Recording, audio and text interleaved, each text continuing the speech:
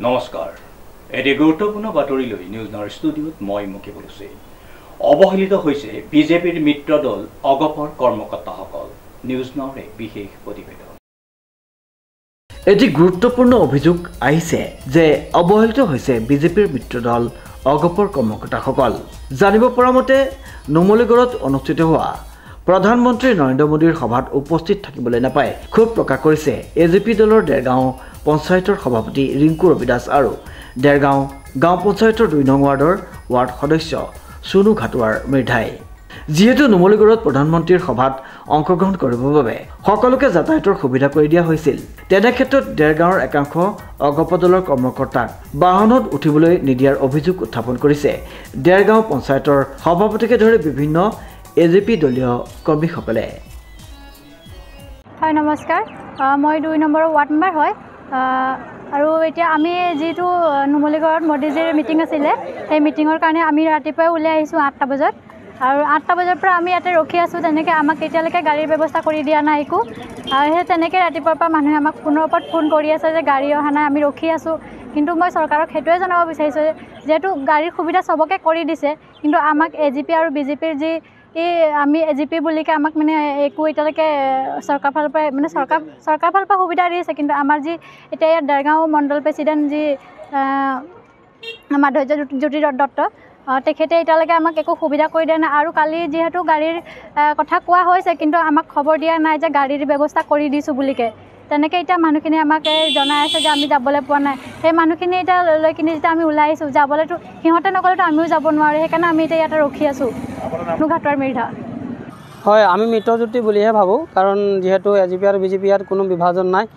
চৰকাৰে যেতিয়া মিত্ৰজোঁট হিচাপত আমাক মানি লৈছে আমি সেই হিচাপতে মানে কামখিনি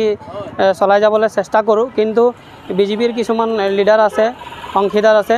যি নেকি আমাৰ কাকডঙা মণ্ডলৰ আমাৰ যি প্ৰেচিডেণ্ট হয় সেইজনে আমাক বেছি মানে অলপ দুৰ্ব্যৱহাৰ কৰে আৰু আজি সেই হিচাপত আমাক ওলাই মেলি আমি ওলাইছোঁ আমি মিটিঙত যাবৰ কাৰণে কিন্তু আমাৰ কোনো গাড়ীৰ সুবিধা কৰি দিয়া নাই আজি সেইটো কাৰণে আমি ইমান মানুহ ওলাই পেলাই ৰখি আছোঁ যাবলৈ একো সুবিধা পোৱা নাই আগদিনাখন মোক একো তেনেধৰণে মানে প্ৰেচিডেণ্ট হিচাপত জনোৱাও নাই আৰু বিজেপি হিচাপতে বিজেপিৰ কাৰ্যকৰ্তা হিচাপৰ ইহঁতৰ মানুহকে জনোৱা হৈছে বুলি মোক আজি কৈছে এতিয়া ইহঁতে আমাক আমি ৰাইজৰ প্ৰতিনিধি হয় আমি ৰাইজে যদি যাব নাপায় আমিও নাযাওঁ সেইটো কাৰণে মই এতিয়ালৈকে যোৱা নাই মই নহ'লে কিবা ব্যৱস্থা কৰি যাব পাৰিলোহেঁতেন কিন্তু ৰাইজৰ যেতিয়া আমি প্ৰতিনিধি হয় আমি ৰাইজক লৈয়ে আগবাঢ়িম আমি অকলে কেতিয়াও মিটিঙলৈ নাযাওঁ ৰাইজ যদি যাব নাপায় আমি মিটিঙলৈ নাযাওঁ যে দেৰগাঁও গাঁও পঞ্চায়তৰ প্ৰেচিডেণ্ট হিচাপত আছোঁ বিধায়কে সেইদিনাখন মিটিঙত যোগাযোগ কৰি কৈছিলে যে ইয়াত কোনো পাৰ্টিৰ ভেদভাৱ নাথাকিব ইয়াতে মিত্ৰজোঁট হিচাপত চবকে গাড়ী মানে ব্যৱস্থাটো কৰি দিয়া হ'ব কিন্তু সেইধৰণে আমাৰ এই ব্লকৰ যি প্ৰেচিডেণ্ট হয় সেইধৰণে ব্যৱস্থাটো কৰি দিয়া নাই আধাখিনিক লৈ গৈছে আধাখিনি আমাৰ এজিপিৰ মানুহে এৰি দিছে ভাবিছোঁ কাৰণ আমাৰ যি মণ্ডল প্ৰেচিডেণ্ট হয় সেইজন আমাৰ বিভাজন আনিছে এজিপি আৰু বিজেপিৰ হয় আমি জয় হোৱা মানুহ হয় কিন্তু আমি ৰাইজক লৈ পেলাই আমি জয় হৈছোঁ এজিপি আৰু বিজেপি আমি মানুহৰ ৰাইজৰ মানে সহায় লৈ পেলাই জয় হৈছোঁ কিন্তু যিখিনি দায়িত্বত আছে বিজেপিৰ মণ্ডল প্ৰেচিডেণ্ট ইহঁতে আমাক মানে বিভাজন আনিছে বিভাজন সৃষ্টি কৰিছে আৰু সেইটো কথা আজি উল্লেখো কৰিছে যে আমি বিজেপিৰ হয় আমি বোলে বিজেপিৰ মানুহকে দায়িত্ব দিছোঁ বিজেপিৰ লিডাৰখিনিকে গাড়ী সুবিধা কৰি দিছোঁ বাকী আৰু এজিপিৰ কথা মই গম নাপাওঁ বুলিকে মোক আজি জনাইছে সেইটো আমাক সমাধানটো কৰি দিব লাগে আমাৰ আজি যি মণ্ডল প্ৰেচিডেণ্ট আছে সেইজনক মুঠতে আৰু আগলৈকে জানে এনেকৈ নকৰে মিটিঙৰ কথা লৈ বা আৰু কিবা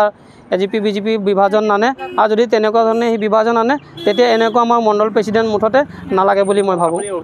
নাই মই জানো যে আজি মোদীজীৰ যিটো আমাৰ মিটিং ইয়াত ইমান ডাঙৰ এটা প্ৰগ্ৰেম চলি আছে গতিকে মই আমাৰ বিধায়কলৈ ফোন নাই কৰা ইহঁতো যিহেতু ব্যস্ত থাকিব বাকী যিখিনি মানুহ কৰিছিলোঁ গোটেইখিনি মানুহ কৈছে অকল